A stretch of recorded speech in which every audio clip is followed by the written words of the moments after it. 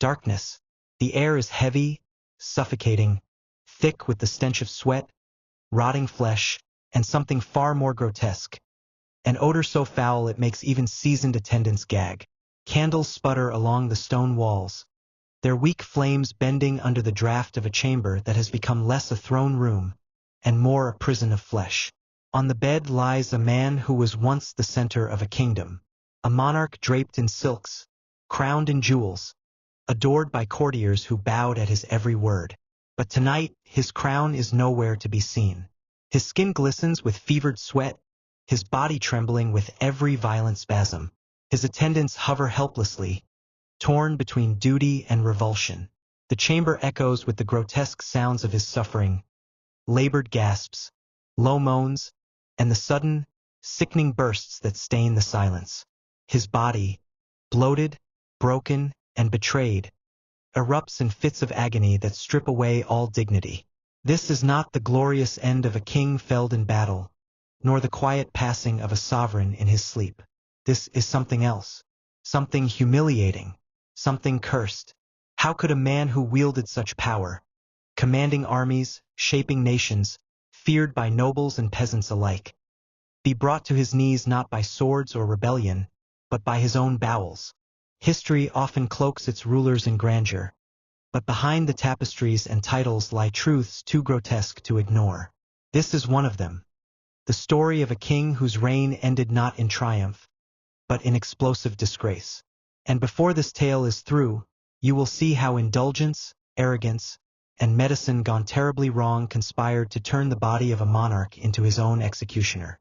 If you're already hooked by this bizarre and chilling story, take a second to hit like. It helps more cursed tales like this reach curious minds. And if you crave the darker side of history, subscribe now to join us here at Cursed Chronicles, where the past reveals its most haunting secrets. He was not always the grotesque figure gasping for breath in his final hours. Once, he had been the very image of majesty. A king cloaked in silk, adorned with jewels, the embodiment of wealth and power. Courtiers whispered of his charm, his ability to command attention in any hall he entered. He was adored by some, feared by others, but never ignored. Yet beneath the polished veneer of authority, his appetites betrayed him. His life was one of relentless indulgence. Feasts stretched late into the night, tables bending beneath roasted meats, sugared pastries, and flagons of wine. The king consumed not as a man, but as a furnace that could never be filled.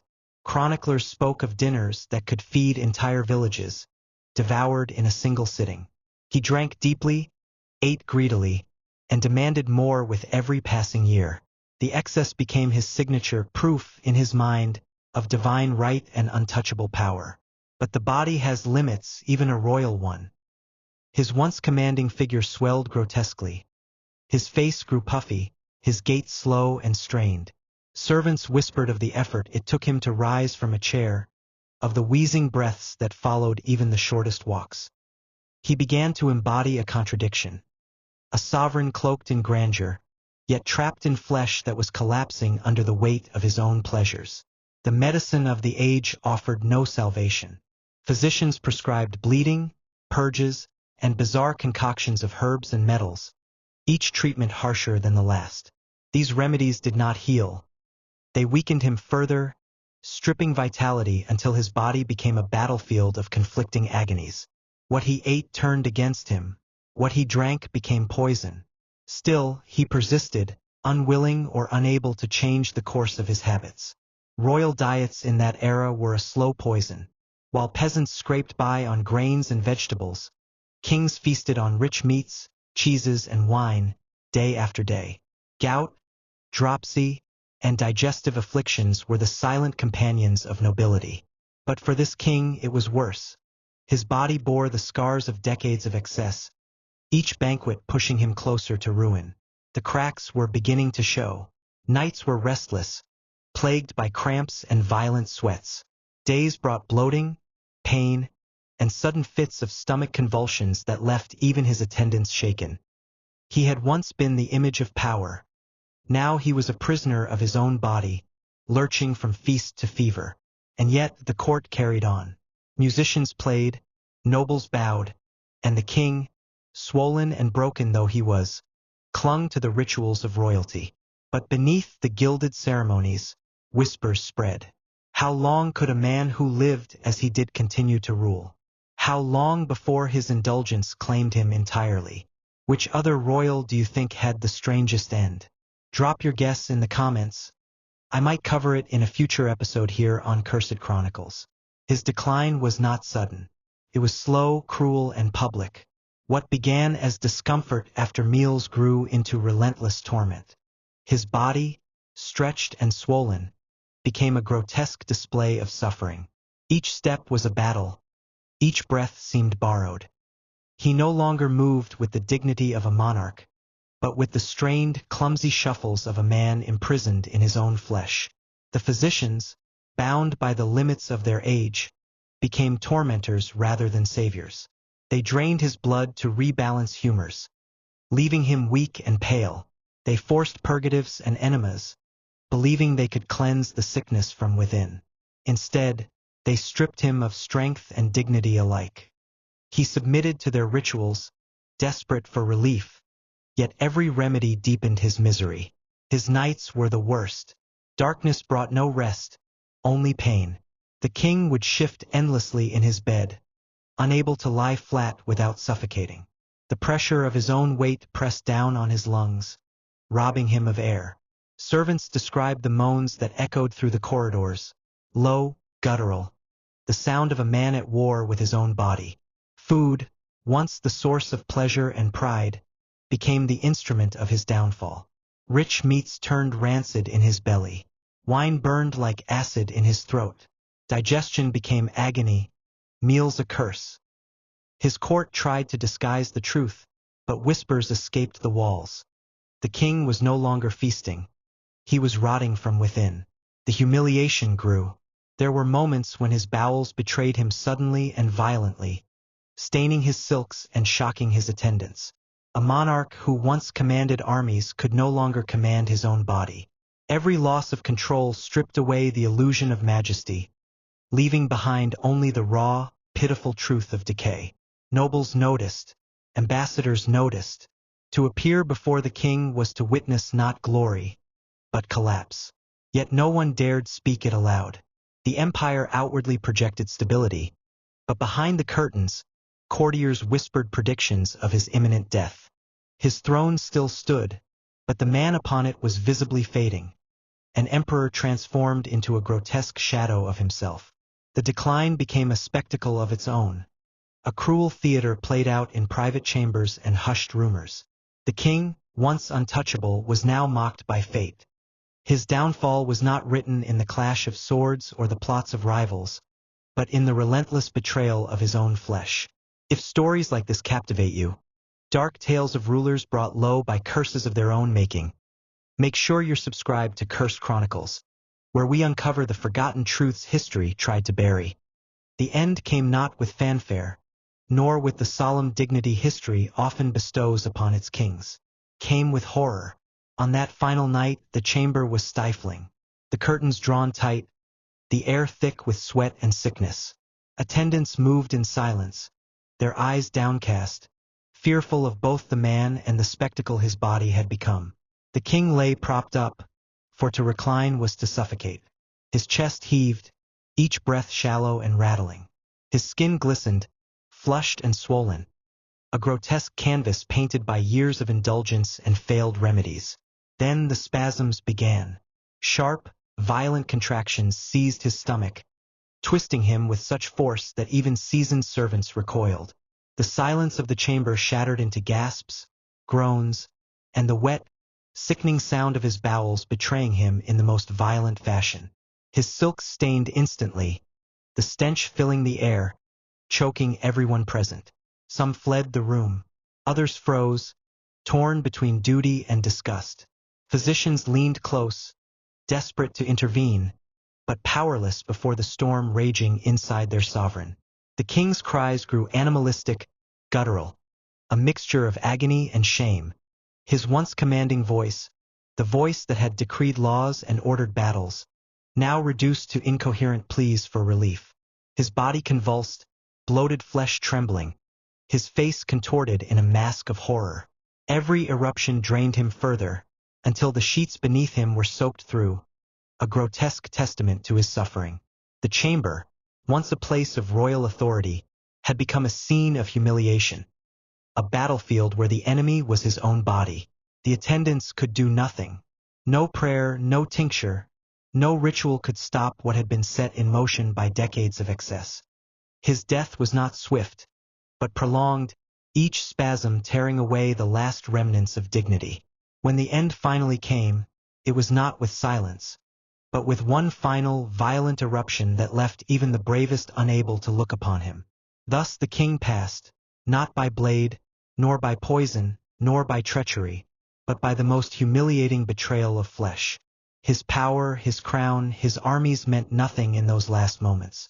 He was reduced to what all rulers ultimately are: mortal, fragile, and pitifully human. Whispers spread quickly beyond the chamber. Some called it divine punishment, a judgment upon arrogance and gluttony. Others spoke in hushed tones of a curse, of sins too great to be absolved. Whatever the cause, his end became legend, not as a tale of triumph, but as one of history's most grotesque warnings. Would you have wished to witness such a sight, or to turn away in horror? Let me know in the comments. And if stories like this haunt and fascinate you, subscribe now to Cursed Chronicles, where the darkest truths of history are brought into the light. News of his death spread like rot through the corridors of power. At first, the courtiers attempted silence, cloaking the king's demise in vague words and carefully drafted proclamations. But the truth could not be hidden. Servants whispered to one another, their voices trembling with both horror and glee, until the story seeped through the palace walls like a foul stench. Soon, what had been confined to the death chamber became the gossip of the court, and then, inevitably, of the streets. It was said that nobles who had once bowed before him now shuddered at the memory of his final moments. They spoke in hushed tones, never daring to put the words to paper, but the details. His swollen body, the violent convulsions, the explosive end, were impossible to contain. The humiliation of his death became its own kind of spectacle. To the common people, it was a grim entertainment, proof that no crown, no throne, no divine right could shield a man from the grotesque hand of fate. Pamphlets circulated in taverns and marketplaces. Mocking verses passed from mouth to mouth. Some claimed it was justice, divine punishment for years of excess, arrogance, and neglect of his people. Others whispered of curses, dark whispers that he had been marked long before his final hours, that his sins had demanded a retribution that no earthly power could prevent. Priests gave sermons that turned his demise into a cautionary tale, a parable of indulgence and decay.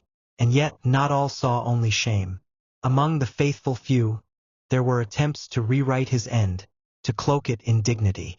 Chronicles smoothed over the details, writing simply that he died of illness. Portraits painted him in youth and strength, not in ruin. But even as scribes bent the truth to preserve a semblance of royal majesty, the whispers endured. Truth is harder to bury than flesh, and this truth spread like wildfire. Across the courts of Europe, foreign dignitaries chuckled behind closed doors. His rivals mocked the fall of a monarch who once thought himself untouchable. To them, his explosive death was not just grotesque. It was symbolic, a reminder that power cannot outlast the frailties of the human body. Letters survive, tinged with cruel amusement, describing his downfall as a most inglorious end. Kings and queens who prided themselves on refinement could not help but savor the irony. A sovereign brought low not by assassins or armies, but by his own bowels. The legacy of such a death is double-edged. On one hand, it stripped away the majesty he had so carefully built. Generations would remember him not for policies, not for conquests, but for the grotesque circumstances of his passing. His name became synonymous with humiliation, his death a warning etched into the annals of time.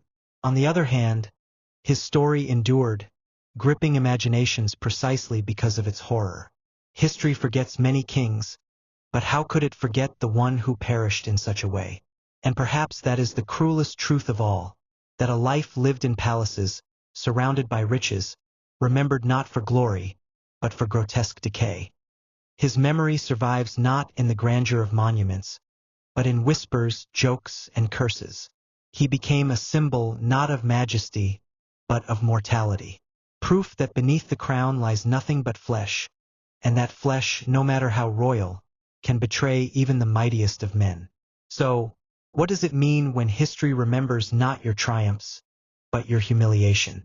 When your name echoes not with reverence, but with ridicule? That is the weight this king carries into eternity. Not power, not majesty, but shame. Which other ruler do you think deserves to have their cursed end told next?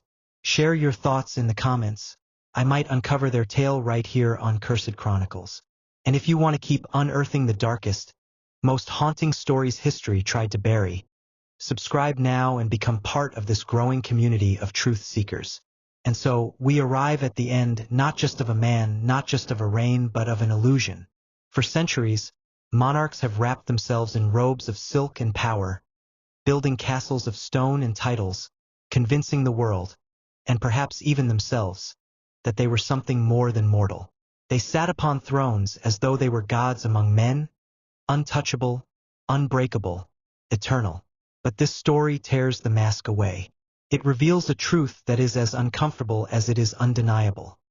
Beneath the crown, every king is only flesh, and flesh decays, flesh betrays, flesh humiliates. The king who died of explosive diarrhea is remembered not for the edicts he signed, not for the wars he waged, not for the wealth he hoarded. No, he is remembered for the grotesque collapse of his body, for the spasms, the stench, the horror of his final hours. His monuments may crumble and his lineage may fade, but this humiliation will echo forever, an eternal reminder that death comes for all, and it cares nothing for dignity. Think of the servants who witnessed it, who carried the memory like a stain in their minds until their own deaths. Think of the nobles who whispered behind closed doors, torn between pity and revulsion. Think of the peasants in the streets, laughing with cruel joy as word of the king's disgraceful end reached their ears. In the end, the story became larger than the man. It became a mirror held up to every ruler, every tyrant, every monarch who dares to believe that crowns make them immortal. It is a haunting lesson. Power cannot protect you from decay. Wealth cannot buy back dignity. Medicine cannot outwit the curse of indulgence. And history, cold, merciless history, will never hesitate to record your downfall in all its grotesque detail. If you have walked with me through this story, then you already feel its weight. The awe, the horror, the grim fascination. And there are countless more stories like this, hidden in the shadows of the past, waiting to be unearthed. Here, on Cursed Chronicles, we do not shy away from the darkness. We confront it, we unravel it, and we tell it as it truly was, unvarnished, unsettling, unforgettable. So before you go, I invite you to become part of this journey. Subscribe now, and join a community that dares to explore the side of history others are too afraid to tell. Tap the bell so you never miss the next cursed tale, and share this story with someone who thinks history is nothing but dates and dusty books, because they need to know that the past is far more haunting than they imagine. And remember, if this king's end unsettled you, wait until you hear of another ruler whose body did not merely fail him, but burst apart in front of his horrified court after a single feast. That story is coming soon. Until then, this has been Cursed Chronicles, where the past refuses to rest, and the dead still whisper their darkest truths.